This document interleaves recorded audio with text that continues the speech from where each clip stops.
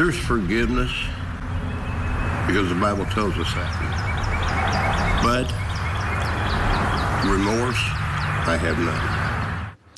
Well, it's anger, confusion, and total heartbreak for a Benton County man whose daughter was fatally shot while behind the wheel of an Amazon delivery truck. Tonight, he opens up for the first time about his daughter, 23-year-old Jasmine Taylor.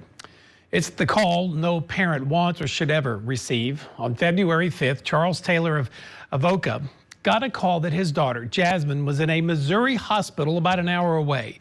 But within hours, and now in the days and weeks since first racing to that hospital, his world has turned upside down after learning his daughter was targeted, then left for dead.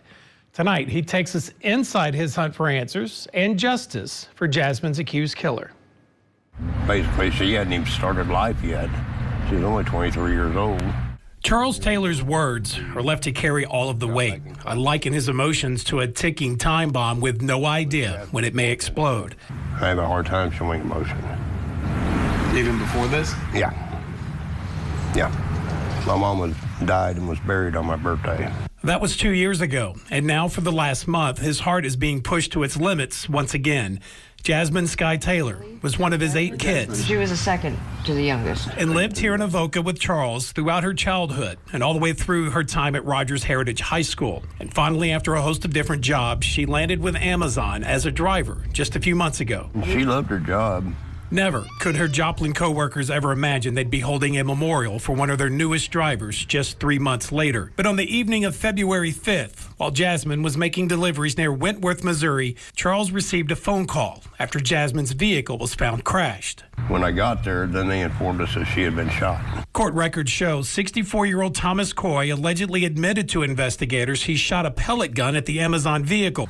We just don't know why. But Charles and his wife Amy and those same records reveal there were cameras inside that delivery vehicle that captured what investigators say happened next. He went over and pulled her out of the vehicle and put her in a ditch. From what we were told, he tried to cover her up.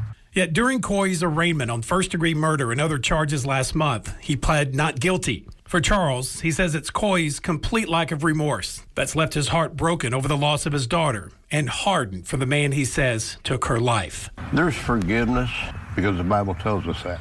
He had no remorse when he took her out of that vehicle, put her in the ditch, and then never called to help her. And as far as that part of it, I would like to see the death penalty.